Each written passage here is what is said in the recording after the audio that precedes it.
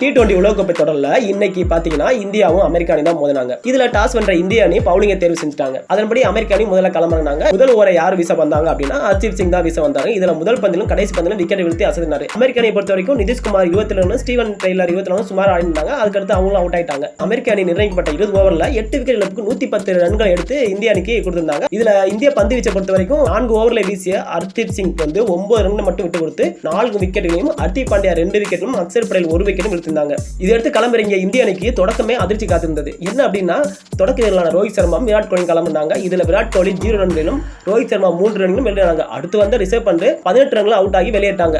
இதனால 39 ரன்களுக்கு 3 விக்கெட்ல இழந்து இந்தியா திணறியது. இதற்கு அடுத்து வந்த சூரியகுமார் யாதவும் சிவம் துபையும் நிதானமாக ஆடி வெற்றிக்கும் வழிவகுத்தாங்க. சூரியகுமார் யாதவ் அரசிடம் அடித்து அசத்தினாரு. இறுதியில இந்திய அணி பொறுத்த வரைக்கும் 18.2 ஓவர்ல 113 எடுத்து வெற்றியை பெற்றது. இது மட்டும் இல்லாம இந்த வெற்றியின் மூலம் இந்திய அணி சூப்பர் 8 சுற்றுக்கு முன்னேறியுள்ளது.